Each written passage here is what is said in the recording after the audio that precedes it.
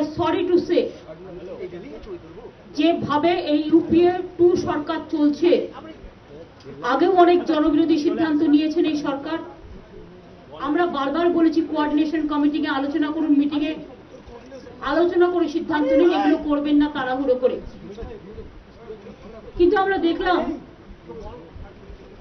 কোনো ব্যাপারেই কোনো কর্ণপাত না করে, এমনকি এবারেও 3 বছরে কয়েকবার পেট্রোলের দাম, ডিজেলের দাম, গ্যাসের দাম, কয়লার দাম, সারের দাম 3 ডবল, চাষিরা চাষ করতে পারছে না, বাড়ানো হয়েছে। বারবার করে ছুটে গেছি অনুরোধ করতে, জনগণের উপরে বোঝা চাপাবেন না। কখনো কখনো ভেবেছি হয়তোবা শুভবুদ্ধির উদয় হবে, হয়তোবা এই সরকার আমাদের কথা শুনবেন। আমাদের আনফরচুনেট পার্ট এটাই, আমরা ইউপিএ 2nd লার্জেস্ট পার্টি ছিলাম, কিন্তু কোনোদিন মিনিমাম সম্মানটুকু আমরা তাদের কাছে পাইনি। তা সত্ত্বেও আমরা যেহেতু লোকসভা ইলেকশনের সময় মানুষকে বলেছিলাম আমরা 5 বছরই সরকারকে সমর্থন করব, তাই অনেক দুঃখ, অনেক ক্ষোভ থাকা সত্ত্বেও এবং কংগ্রেসের এখানকার নেতারা প্রতিদিন আমাদের যেভাবে ব্যক্তিগত কুৎসা করেছেন, আমাদের বিরুদ্ধে চরিত্র হরণ করেছেন, যদিও আজ পর্যন্ত তাদের নেতা নেত্রীদের বিরুদ্ধে কোনোদিন আমরা একটা সিঙ্গেল কমেন্টসও করিনি, তা সত্ত্বেও আমরা কিন্তু সব মেনে নিয়েছিলাম বিরাট স্বার্থে।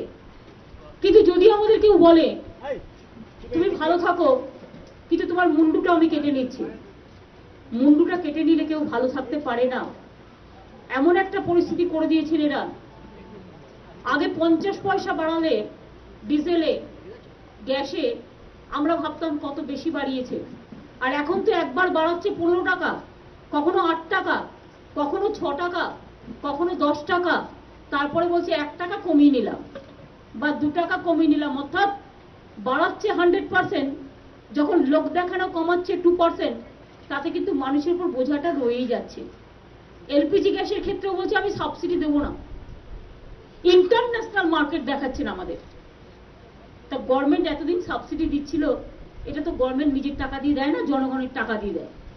এর জন্য গভর্নমেন্ট, অন্যান্য কান্ট্রিতে সোশ্যাল সিকিউরিটি আছে, আমাদের কান্ট্রিতে নেই, এমনকি ওয়েস্টার্ন কান্ট্রিতেও আছে। এবং এই সব জায়গায় কি করতো ওরা, যে সাবসিডিটা দেওয়া হয় প্রত্যেকটা রাজ্য থেকে সেন্ট্রাল গভর্নমেন্ট ট্যাক্সের টাকা পায়, তারা ইনকাম ট্যাক্স নেয়, পার্সোনাল কর্পোরেট ট্যাক্স নেয়, কাস্টমস ট্যাক্স নেয়, এইরকম সার্ভিস ট্যাক্স নেয়, এরকম সেন্ট্রাল ট্যাক্স, অনেকগুলো ট্যাক্স তুলে নেয়। এবং আপনারা জানেন যে ট্যাক্স তারা রাজ্যগুলো থেকে তোলে, তার 32% ট্যাক্স তারা রাজ্যগুলোকে ভাগ করে দেয়, সব রাজ্য মিলিয়ে, শুধু বাংলা নয়, সারা ভারতবর্ষের সব রাজ্য মিলিয়ে।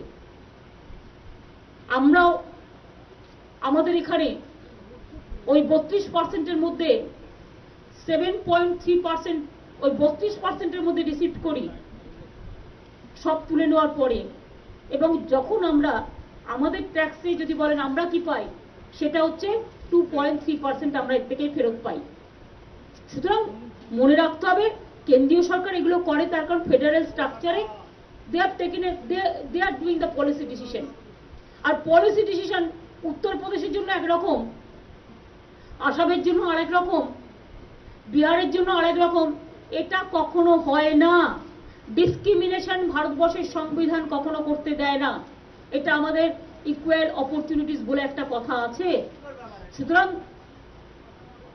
ভারতবর্ষের 100 কোটি যদি মানুষ হন, 50 কোটি মানুষ এই খুচরো বাজার ঘিরে আছে, unorganised sector. It may be retail, it may be agro sector, agro-based sector. 50 billions of people, 50 crores people, they belongs to our unorganized sector, and they have the retail market, they have their business. Now if you allow FDI even the retail market, then where these poor people will go? Where these common people will go? There will be a disaster. Even western কান্ট্রিতে অনেকে survive করতে পারেনি। কাকে বাঁচাচ্ছে? আমরা তো বলেছিলাম 2টো করে সিলিন্ডার দাও মানুষকে, 12 দুগুণে 24টা কমন মানুষ যাদের ছোট পরিবার হয়ে যায়, তারপরে তুমি বাড়াও, তারপরে তুমি সাবসিডি তুলে নাও, ডিজেলের দাম উইথড্র করো, আর এফডিআই রিটেল উইথড্র করে দাও।